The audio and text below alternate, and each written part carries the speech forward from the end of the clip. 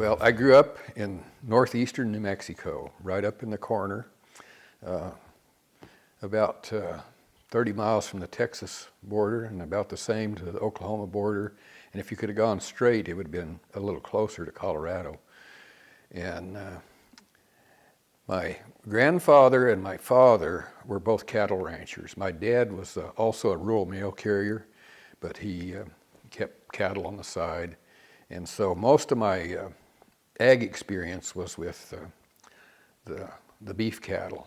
They usually had around 100 to 150 head, somewhere in that neighborhood. And my dad leased a lot of land.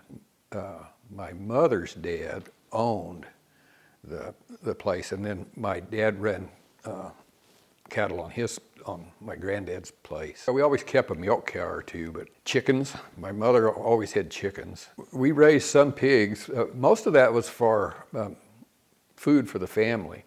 And I raised sheep. My brother and I my dad had gone up into Colorado and bought registered Southdown ewes that were part of the Colorado State flock.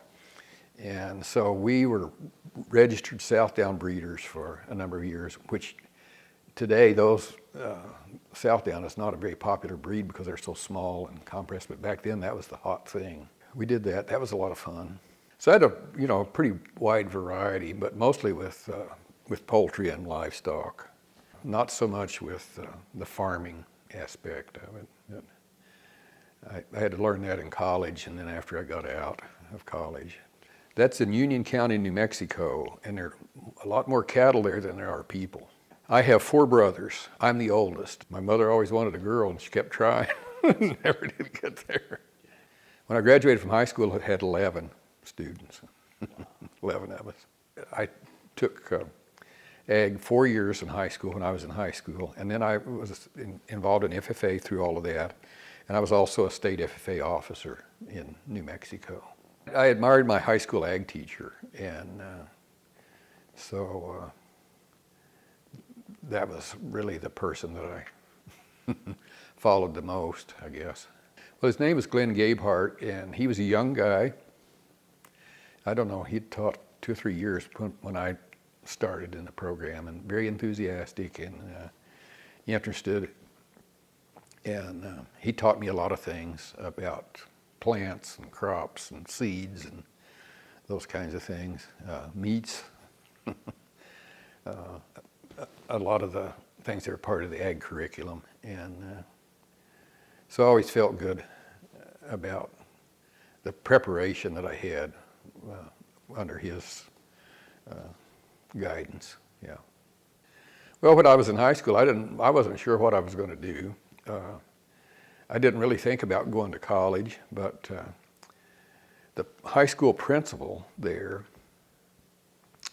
had gone to New Mexico State in Las Cruces, and he took me down on a student council trip, took me out and introduced me to the deans of the College of Ag there, and they offered me a scholarship.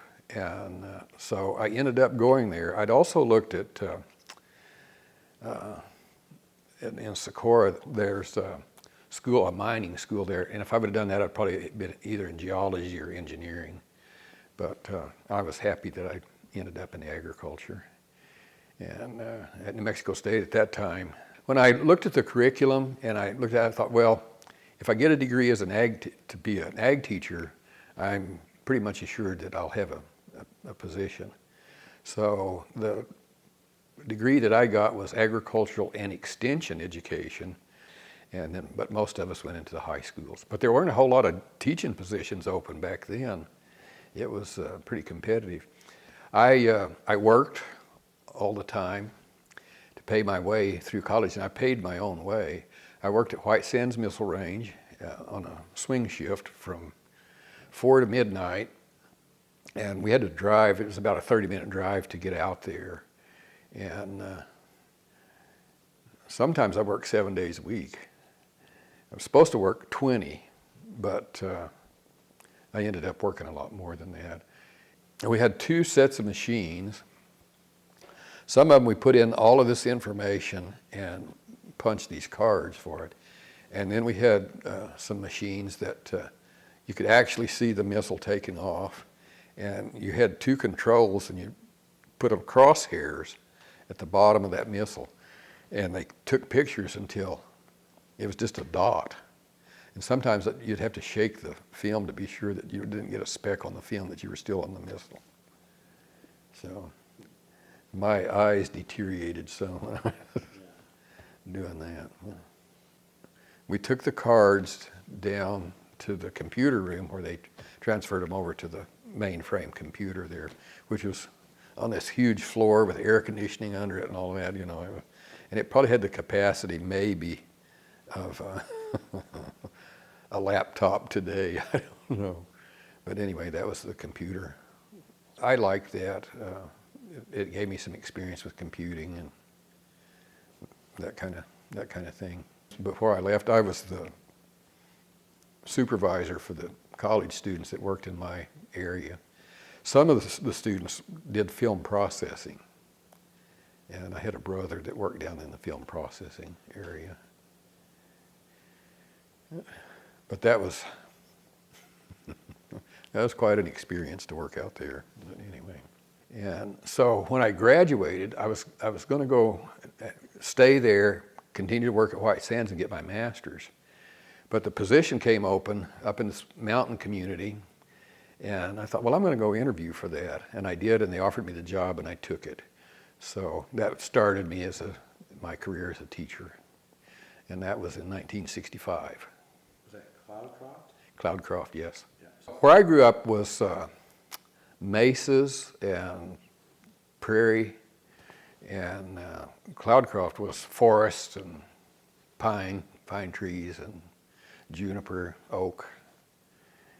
And the agriculture there was a lot of apples, and they grew, some of the crops they grew were oats and other cool season crops like cabbage and a few things like that. But it was cattle as well up there. And the ranchers kept their cattle up there in the summertime, and then they had to move them out of there and down into the lower elevations in the winter.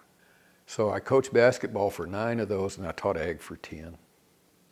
Well, when I started there, the high school was about 125 students. It was small. And I started teaching. I had freshmen through seniors.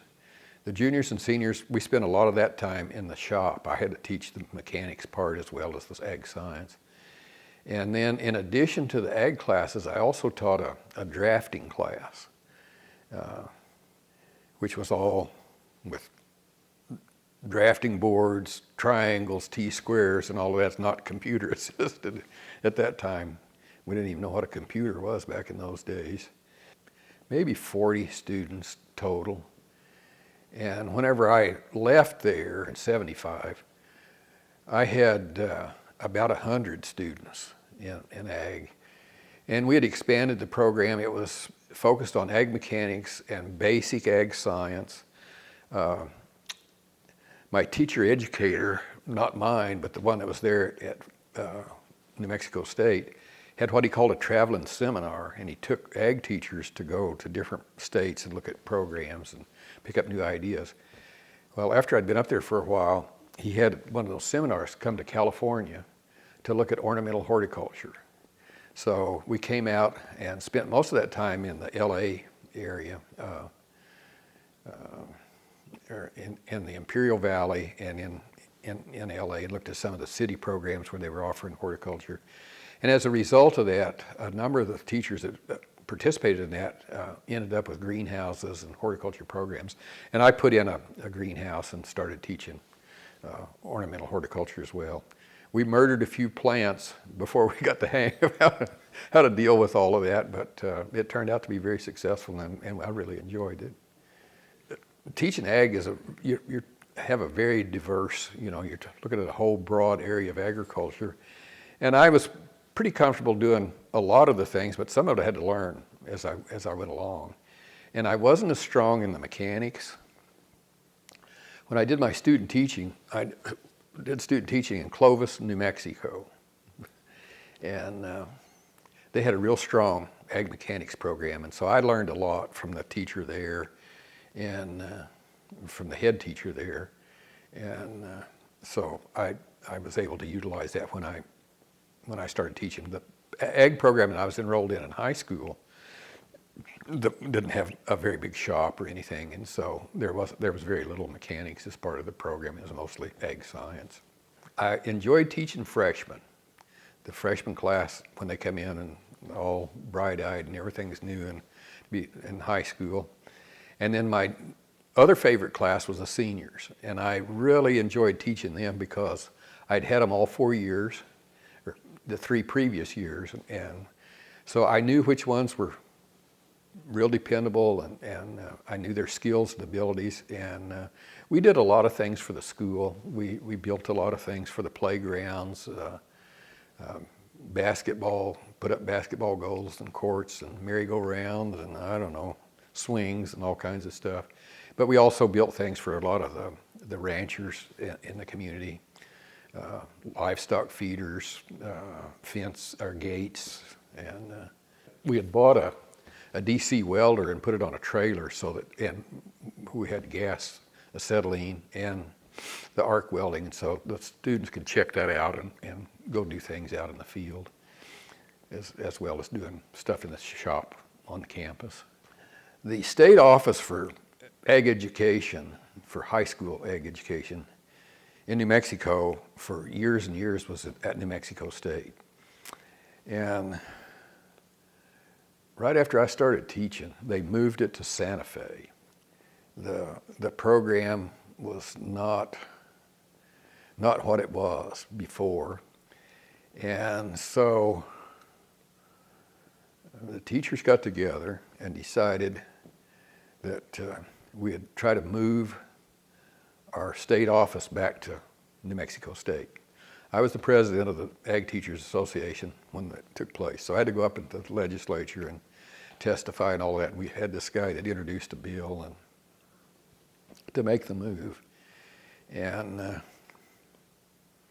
so I made several trips to Santa Fe, and we were successful in getting that done. The state school superintendent fought that with all he could, but he wasn't able to stop us. And where I was teaching was one of the most powerful senators in the state that I knew, and also in the representatives, the House of Representatives was another real powerful legislator. And then over on the east side, we had some. And then there was a representative from Las Cruces who was a former high school ag teacher. And all of those people helped us with getting that move made. So, long story short, to make the move, these representatives said, now if we move that back, some of you people are going to have to, step up and take the job, because none of us would go to Santa Fe. For one thing, it was really expensive to live up there, and the idea of working in the Department of Education up there was not all that enticing. So a number of us did. We applied, and I figured, well, I won't get this because the state school superintendent knows that I was one of the leaders in getting this all accomplished. But they offered me the job, and we went to Santa Fe and spent, I don't remember now, a week or two up there, packing up everything, getting all the orientation and all that kind of stuff. And so then we set up an office back on the New Mexico State campus. And we weren't able to move into the ag building at that time. They put us in a trailer, and hooked it up, and it had, I've forgotten now. Anyway, we had a couple of nice offices in there, and we had a place for our secretaries and stuff, and a room to assemble stuff and send it out. And so we were in there for quite a while, and then eventually we got moved over into the ag building. The president of New Mexico State was very, very supportive, and he always was the whole time that I was there.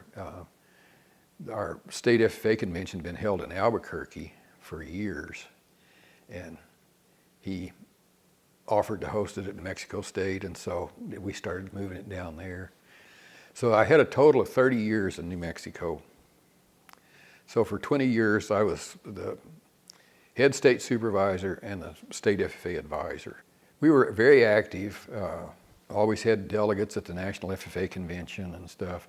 And one of the things one of my goals was to have a National FFA officer, and it took a long time before I was able to get that done.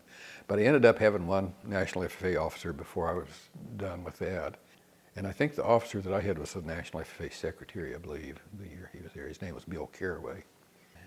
75, I started as that, and then in 95,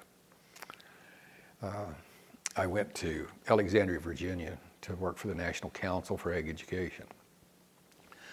The National Council for Ag Education was officed in the National FFA headquarters, which was down at Mount Vernon. And I'd been on the council board of directors for quite a while. So I retired in New Mexico in 95, moved out there and took the position of executive director of the National Council for Ag Education. Working with the National FFA Foundation, they have a group of people that go out and raise money for the National FFA, and they're very, very good at it, very effective. So I worked with this guy in the National FFA Foundation, and we ended up getting a $1 million grant from the W.F. Kellogg Foundation. It was to do a strategic plan and a visioning and strategic planning process for ag education to try to make some changes nationwide in ag ed. And that was a really interesting experience for me because there was a lot of resistance to it from the states. The state supervisory staff had the idea that the national was going to tell them what to do and how to run things. But actually the whole goal of it was to help them do a visioning process and a strategic plan to decide what they wanted to do. And so I spent a lot of my time out meeting with teachers and supervisors and stuff, explaining that and finally getting their support in doing that. And one of the best things that came out of that was we developed a program and a process for local schools to go through that same thing, to decide where they wanted to go with their ag program, their FFA chapter, and all of that. And that became very, very popular. I left there in '01 to come to Fresno State.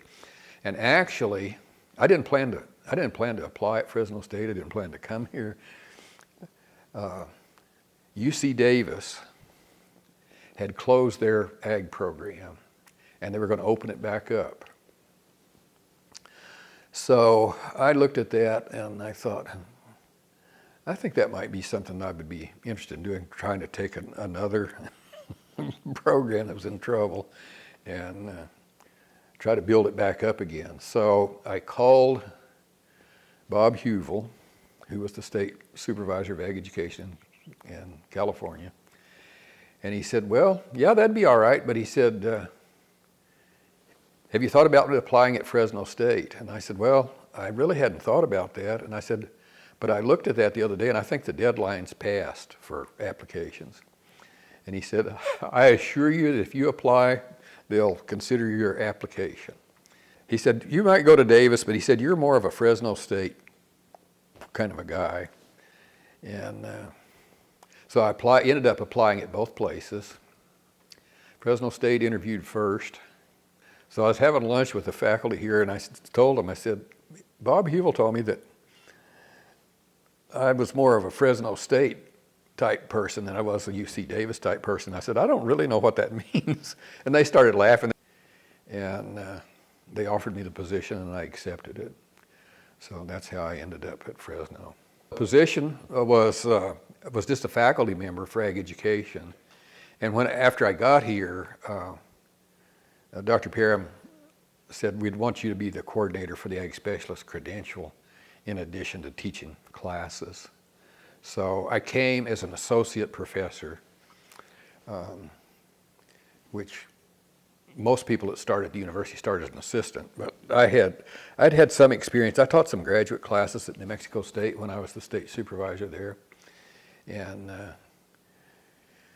my degree, my PhD, was in school administration, and I taught classes in their administration department. I just felt like it was something I'd enjoy, and I had missed, teaching, and it had been a long time since I did it, so I felt like I was pretty rusty at it, but it all started to come together after a while. The thing I liked about Fresno State was we had the farm that's right on the campus. The fact that we were part of the animal science, ag education department. I liked the animal science faculty, and I felt like that was going to be a really good thing. And it turned out to be a really good thing because our enrollment was pretty low. I think when I first came here, I think I had I had 3 final student teachers and maybe half a dozen initials. So less than 10 This past year, how student teachers. Well, right now, they have 29 initials and 10 finals. So they have a total of 39 student teachers. And the last several years that I was coordinating the program, we were turning out 20 plus student teachers every year. Well, I didn't change a lot. I used a lot of the stuff because I was having to learn the system in California because most states have a 4-year program, and when you get your undergraduate degree, you also get a teaching credential. California has a 5th-year program, and that was all new, and so I pretty much just stayed with that. I had to learn from the School of Education folks the requirements, and our program is part of the School of Education. I probably made more changes in the ag ed classes that I taught. After the first year or two, I began to modify the curriculum and make some changes that I thought would help our students whenever they went through the Kremen School, the coursework over there. But I taught the organization and planning, how to organize and plan for a high school ag department, which dealt with transportation, scheduling, maintaining files, student confidentiality, all of those issues, transportation to activities and stuff. So that was the course that I made the most changes in, probably. I also taught an introduction to agricultural education. We have 2 phases to our student teaching program. We have the initial student teachers, which is 1 semester, and then final student teaching is the 2nd semester. Initial student teaching is part-time. The expectation there is for them to get some classroom teaching experience. And so they go out and observe for a while a master teacher, and then they take a class, and then by the time they finish up the semester, they're probably teaching 2. Very seldom are they ever able to teach 3 classes because they had to come back to campus for late afternoon and evening classes. Final student teaching is full-time. They go to the high school, they follow the high school calendar, schedule.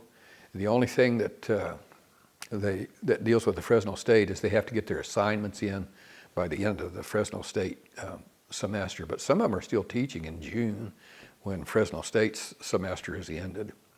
When our students hit the final stage, they're able to teach in the classroom without any supervisor or licensed teacher in there with them because they've already had enough hours of teaching to qualify to teach. And most of them get a 30-day emergency teaching credential, and they can often get paid for a substitute teaching if they do that, like during the national convention when a lot of the ag teachers go to the convention.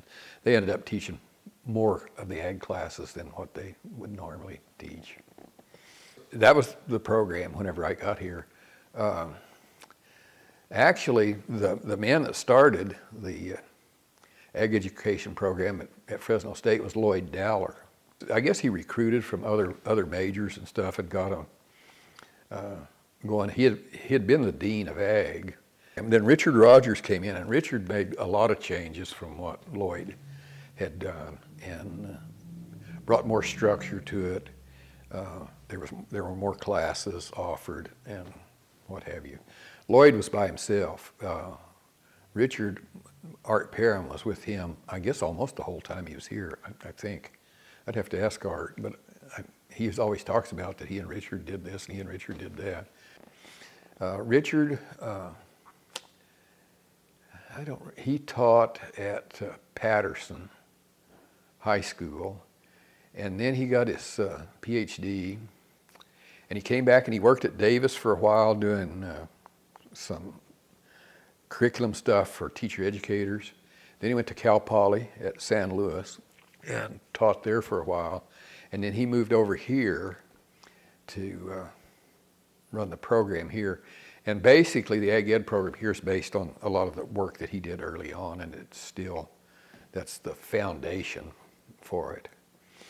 And when Dr. Parham came, he was the outreach coordinator for the College of Ag, and he did that, and then he taught part-time in the Ag Ed program. And one of the things that I did after I got here, and our enrollment began to increase, I had Art did all of the initial student teaching, the supervision of them and placing of them, and I did all of the finals, the full times, placing and supervision of them. The initials are all relatively close to Fresno because they had to come back for classes. Now there's a lot more online classes, and so they can get by with being a little further out and still take the classes. But the final student teachers, full-time, they don't take any other classes except Ag Ed. There's a seminar class that goes along with the student teaching, and I always taught that and the final student teachers. But placement is from Sacramento to Bakersfield. But they learn more when they're doing student teaching than about what it's like to teach ag, what they need to do teaching ag, than they do in any of the classes. That's where they really learn it. That's the hands-on part. The ones that are really good, I thoroughly enjoy that. I enjoy watching them. And a lot of them do develop a bond with the students in their classes, because when I go back and there's another student teacher, a lot of the kids, if they really like the one before, they'll ask me about them and what they're doing and how they're doing and all of that. So yeah, they do. The kids get attached to them, and the student teachers get attached to a lot of the kids too. Oh, I don't know. There's some that I had that were probably kind of my favorites, but Justly Gearing is one. She's the regional supervisor for the North Coast region. Shay Williams Hopper, that's the San Joaquin. I can remember her. She said, I decided to become an ag teacher because mine was horrible, and I thought I can do a better job than this. And she did. She was a really good teacher. I've had some grants funded. I did a lot of work for the Department of Education here in developing instructional materials. We did a lesson plan library for ag teachers, developed CD-ROMs that they can just go in and access, and we also put that up on the web. We did a ag biology curriculum, and we also have what we call Teach Ag Ed, a website, and as a result of that, we started that in California to recruit ag teachers, and then the National picked up on that at a Western Region meeting, and I had talked about it, and they picked up on it, and they now have a national thing, and California is part of the national Teach Ag Ed program as well as doing our own. I remember a couple of the first classes that I had and some of the student teachers that I had, and there are some of those that are now regional supervisors that started here. And so I enjoyed that, and I talked to some, a lot of them were women, and of course our enrollment was 85% female. And I said, I'm not sure how much impact that I had on you guys being successful teachers. I said, most of it came from the agriculture teachers that taught you technical agriculture at Fresno State. And this one lady told me, she said, you made us believe that we could do this, that we could be teachers. And I thought that was a really nice compliment coming from somebody. And I had some really fond memories of a lot of those. I've been invited to a lot of weddings and stuff. So my wife and I go to those. And well, she's always been very supportive. Whenever I was a high school ag teacher, she went with me on a lot of the activities and trips and took our kids with us.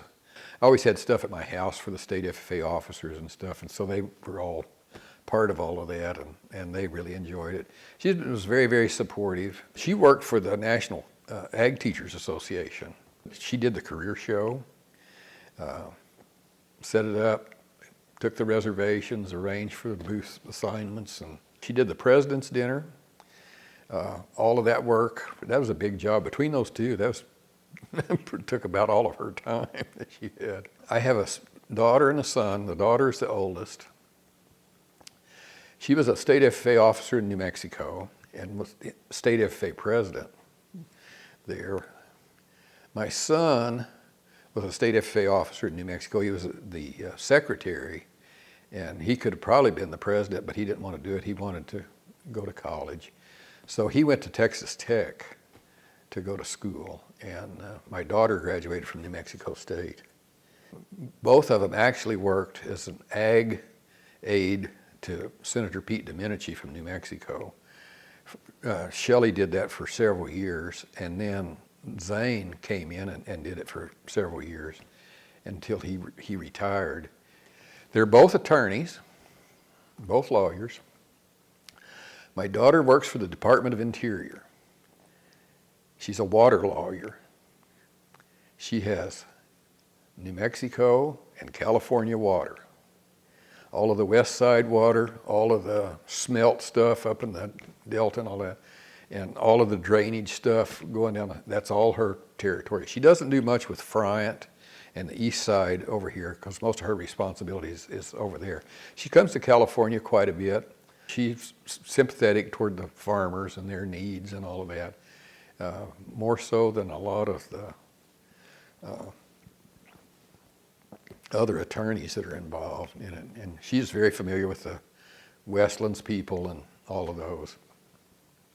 My son took a job with Rain and Hail Crop Insurance Company, and he's a regional manager for them now. And he has Texas, Oklahoma, and New Mexico are his territories, and so he has all of the agents in those three states that he works with.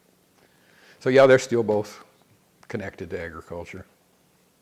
I've enjoyed most of the things that I did here and the experiences that I had, all the way from being on search committees to, interviewing candidates for positions in animal science and ag education. Working with my colleagues in the department and all of that. I think we have a great department. And the thing that I liked about it the most of all, it was very student-oriented. First priority was teaching and taking care of the students. I'm happy with the growth in the program, and that's not necessarily reflective of me. It was a total effort from the Ag Ed faculty that we've had down through the years. Rosco was a big part of that, and I worked with him on some grants and stuff to coordinate classes with I think we started COS and then Reedley, coordinating the early orientation to ag education class so they can take it at the community college and not have to take it again when they come to Fresno State. The thing that impressed me most is the camaraderie among the ag teachers in California. They're willing to help each other. They're willing to work with the universities and training teachers. And that sometimes they view that as kind of a reward for being a really outstanding teacher, but it's a lot of extra work sometimes. Probably the thing that I'm most proud of is that we're probably viewed by the ag education profession throughout the state is the leading source of teachers in California now. I think they just think that the students that come here end up teaching ag, they end up staying in the profession longer than others. And our students come out of the small rural communities in California, and they already have the background in FFA and agriculture and stuff. I really believe that if we get good students that know something about agriculture or learn it here, that's the most important part. The ag ed people can't mess them up if they've got the other. Well, I enjoyed working with the students and the interaction I had with the other faculty members and stuff, and that I'll miss. Susan and I sometimes, on weekends, we sleep in a little late and go over to the Uncle Harry's bagel place, and I run across several Fresno State faculty members in there, some of them from education and some from others. And so we always get to interact there a little bit. I enjoy that. I just have really enjoyed working at the university level with the students here. It's been fun. I had less pressure. Most of the other positions I had, after I left the high school teaching, I had administrative responsibilities and had to evaluate people and all of that kind of stuff and deal with, different personalities and those a lot more stress. And I've always felt I didn't have a lot of stress here, that I was doing things that I liked and enjoyed.